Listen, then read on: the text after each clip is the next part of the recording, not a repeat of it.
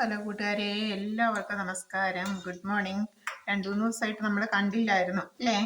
2-3 ദിവസമായിട്ട് ഞാനൊരു യാത്രയിലായിരുന്നു, അതുകൊണ്ട് അങ്ങനെ കുക്കിംഗ് വീഡിയോ ഒന്നും എടുക്കാൻ പറ്റിയില്ല.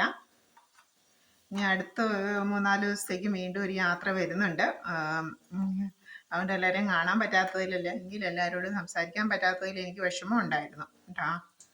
ഇന്ന് രാവിലെ പുട്ടും പയറുമായിരുന്നു. അപ്പോൾ ആ വീഡിയോ എടുക്കാൻ ഞാനും വിട്ടു പറഞ്ഞ തിരക്കിൻ്റെ ഇടയിൽ വന്ന് പിന്നെ കുറേ തുണിയൊക്കെ 3-4 ദിവസത്തേക്ക് എല്ലാവരുടെയും തുണിയൊക്കെ നനയ്ക്കാനുണ്ടായിരുന്നു.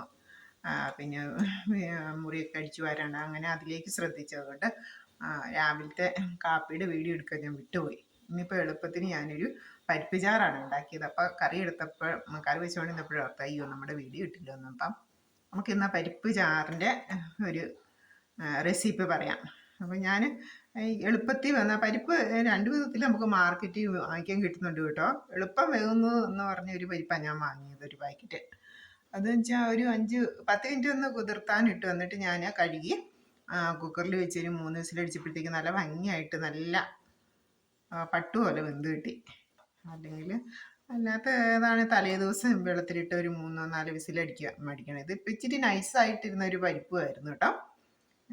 മറ്റേതിനൊരു ഇച്ചിരി കട്ടി ഉണ്ടായിരുന്നു. ഞാൻ എളുപ്പം വരുന്നതെന്ന് കണ്ടത് അവർ പറഞ്ഞതുകൊണ്ട്, ഷോപ്പുകാർ പറഞ്ഞുകൊണ്ട് ഞാൻ പിന്നെ അതെടുത്തു. എന്നിട്ട് അത് നന്നായിട്ടൊന്ന് കുക്കറിൽ ഒരു 3 വിസിലടിപ്പിച്ചു. അത്രയേ ചെയ്തുള്ളൂ. പിന്നെ ഞാൻ തേങ്ങയും ജീരകവും ചെറുള്ളിയും കൂടെ മുളക് പൊടിയാണ് ചേർത്താൻ, പച്ചമുളകില്ല. ഇനിയിപ്പോൾ മുളക് പൊടിയും കൂടെ ചേർത്ത് നന്നായിട്ട് മിക്സിയിൽ അടിച്ചെടുത്തു. നന്നായിട്ട് അരപ്പ് ഇങ്ങോട്ട് ചേർത്തു. ഇതാണ്. ഇനിയിപ്പോൾ അരപ്പും ചേർത്ത് കഴിഞ്ഞ് ഒന്ന് കടുകൂടെ താളിച്ചിട്ട് കഴിഞ്ഞാൽ നമ്മുടെ കറി റെഡി. നമുക്ക് കടുക് അങ്ങോട്ട് താളിച്ചിടാം. ഓക്കെ, അതായത് പരിപ്പ് കുതിർത്താനിട്ട് കുക്കറിൽ വെള്ളം ഒഴിച്ച് വേവിച്ചു. അപ്പോൾ ആവശ്യത്തിന് ഉപ്പും കൂടെ ചേർത്താണ് വേവിച്ചെടുത്തത്. ഇച്ചിരി ഉപ്പ് പൊടി ഇട്ടായിരുന്നു വേവാൻ വെച്ചപ്പോഴത്തേക്കും ഉപ്പുണ്ടായിരുന്നു. എന്തിപ്പം അധികം വെള്ളം ഒഴിച്ചാൽ പിന്നെ ഒരുപാട് ചാറായിപ്പോൾ. നമ്മുടെ വേവിനനുസരിച്ച് കുറച്ച് വെള്ളം ഒഴിച്ചാൽ മതി. അത് പെട്ടെന്ന് തന്നെ വെന്ത് കിട്ടി. അപ്പം അങ്ങനെ വെന്ത് കിട്ടിയ പരിപ്പ്, കുക്കറിൽ വേവിച്ച പരിപ്പിലേക്ക് ഞാൻ ചേർത്തത് തേങ്ങയും ചെറിയ ജീരകവും ചെറിയ ഉള്ളിയും കൂടെ ഞാൻ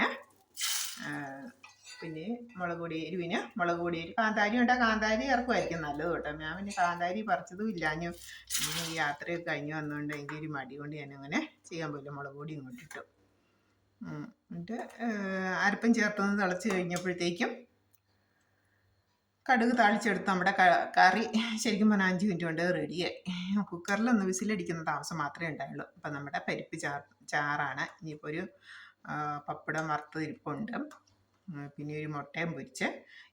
എന്നത്തെ ഇവിടുത്തെ സ്പെഷ്യൽ തോരൻ എന്ന് പറയണത് ഒന്നുകിൽ ക്യാരറ്റ് അല്ലെങ്കിൽ ബീൻസ് മസ്റ്റായിട്ടുണ്ടാവും. ഇന്നും ബീൻസ് തന്നെയാണുള്ളത്. അപ്പോൾ അത് ബീൻസ് മെഴുക്കുവരട്ടിയും കൂടെ വെച്ച് കഴിഞ്ഞാൽ ഉച്ചയ്ക്ക് ഊണ് കഴിക്കാം. Okay, bye bye. അടുത്തൊരു വീഡിയോ അടുത്ത ദിവസം കാണാം. Okay, thank you.